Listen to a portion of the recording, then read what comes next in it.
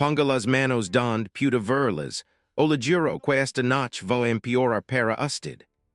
La voz del detective atravesó la casa al mismo tiempo que la puerta cedía en estillas. La madera se partió, el marco se rompió, y tres oficiales irrumpieron en el interior poco después de la medianoche.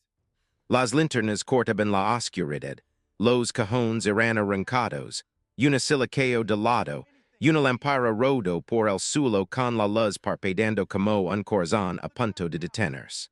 Y en medio de todo eso, Maya Ellison estaba sentada en su cama. Llevaba una camisa gris. Sus manos se elevaron lentamente hacia la luz. No grito, no loro. Miró la puerta destrozada, luego a los oficiales, y finalmente al reloj junto a la cama. 12:17 a.m., muéstrenme la orden. El detective Cole Maddox se acercó, respirando confusa por la entrada forzada. No la necesitamos para una denuncia de drogas. Maya no parpadeó. La necesitan cuando entran a una casa privada y comienzan a registrar habitations. Por un segundo, el sargento Owen Price dudó. El capitán Daniel Rusk desde la puerta empezó a observarla con más atención. La mayoría de las personas entran en pánico durante una redada. Maya no. Ella observaba, contaba insignias, estudiaba manos, memorizaba rostros. Maddox se acercó a su bolso sobre la comoda. Su mano entró con demasiada facilidad, demasiado rápido. Luego sacó una pequeña bolsa con polvo blanco. La levantó como si fuera un trofeo. Vea, miren lo que encontramos. La expresión de Maya casi no cambió. Pero bajo la lámpara queda, un pequeño grabador oculto seguía funcionando. Cada palabra, cada movimiento, cada mentira. Maya giró ligeramente el rostro hacia la cámara corporal del detective. Acabas de poner hizo aje. La habitación se congeló. Cuidado con lo que dices, Espido Price. Pero la voz de Maya siguió igual de tranquila. Estoy declarando que han plantado evidencia en mi casa. No he dado consentimiento para este registro. Solicito asistencia legal. Maddox soltó una risa forzada. Hablas como una abogada. No, hablo como alguien que sabe exactamente lo que están haciendo. Ahí apareció la primera grieta. Por detrás de ellos, sobre una silla, había una chaqueta azul oscuro con letras doradas. No la habían visto. Habían entrado en la casa equivocada. Pero no lo sabían. La sacaron de la cama. Le ajustaron las esposas demasiado fuerte. El metal se clavó en su piel. Ella no resistió. Solo miró cada insignia, y repitió los números en voz baja, grabándolos en su memoria. ¿Por qué estás memorizando los números? Preguntó Rusk. Porque esto va a importar después. El silencio que siguió fue más frío que la noche. La sacaron de la casa destruida, la empujaron hacia el coche patrulla. ¿Te crees lista? Dijo Maddox. Creo que deberías tener cuidado, respondió ella. ¿Eres tú la que está espesada? Por ahora, el coche arrancó. Detrás la casa quedó abierta, herida. Dentro el grabador seguía activo. Su teléfono encriptado seguía enviando datos. Y los archivos federales que habían pasado y estaban respaldados en un servidor seguro. En el coche el silencio empezó a pesar. ¿A qué te dedicas? Preguntó Price. Maya no respondió. Ella sabe demasiado, murmuró Maddox. Y hizo los inquieto más de lo que querían admitir. En la comisaría la procesaron como a cualquier sospechosa. Posición, resistencia, actividad ilegal. Pero cuando el oficial de registro Marcus Vale escaneó su identificación algo cambió. Su rostro se tensó. Detective, tiene que ver esto. Maddox se acercó. Y el color se le fue de la cara. Aplicación federal. División de Corrupción Pública. Agent Especial Maya Ellison. El silencio cayó como un golpe. ¿Es federal? Dijo Vale. ¿Y qué? Respondió Maddox. Los federales también pueden vender drogas. Vale negó con la cabeza. No es solo federal, es FBI. La sala dejó de respirar.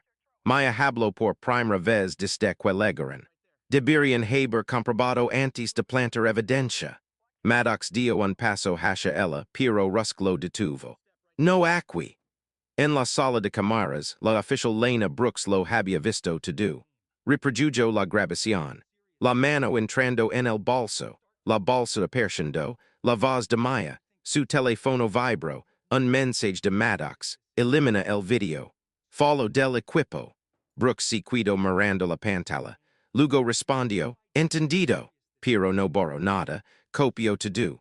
Lo subió a un enlace federal quel teléfono de Maya había abierto automáticamente. Y luego hizo una llamada. FBI, tenemos a una agent bajo custodia y creo que la han plantado pruebas. Del otro lado, la voz cambió de inmediato. No borra nada.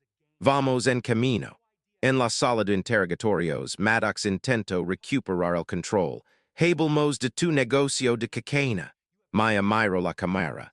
Hablemos de cómo manipulas pruebas. Su sonrisa desapareció. No tienes idea en el problema en el que estás. Maya se inclinó ligeramente. No. Tu no tienes idea de cuánto tiempo levo observando. Luego dijo el nombre que lo destruyó to do. Operación Greyline. Maddox palideció. Ese nombre no era público. Solo lo conocían los investigadores y los objetivos. Ella lo sabe susurró en el pasillo. Cuánto, preguntó Rusk. To do. Entraron en pánico, demasiado rápido, liberarla, borrar archivos. Modificar reports. Pero cada orden quedó registrada. Cada intento de encubrimiento se convirtió en otra prueba. A las 5:58 de la mañana, los SUVs negros llegaron sin sirenas. Agents federales descendieron en silencio. Autoridad pura. FBI, esta instalación queda bajo jurisdicción federal. To do se detuvo. Daniel Rusk queda arrestado. Cole Maddox queda arrestado por manipulación de pruebas y violación de derechos civiles. Maddox gritó. Esto es absurdo, soy policía. Meyer apareció detrás de ellos, sin esposas, con su chaqueta del FBI, con su insignia visible, silencio total. Esta unidad ha sido investigada durante 3 años, dijo el director Monroe. Maya miró a todos. Y esta noche nos dirán la última pieza. La grabación se reprodujo. La voz de Maddox. La evidencia falsa. Las amenazas irrefutable. 6 meses después el Tribunal Federal estabelino. La evidencia era abrumadora. Grabaciones, archivos recuperados, testimonios. Maddox recibió 18 años, Price 12, Rusk 16. 7 officials más fueron condenados, decenas de casos reabiertos. Familias que habían sido llamadas criminals escacharon por fin. Caso desestimado. Fuera del tribunal un periodista preguntó, ¿Cómo se mantuvo tan tranquila aquella noche? Maya respondió, porque la ira puede ser usada en tu contra. La evidencia no, Lena Brooks se acercó.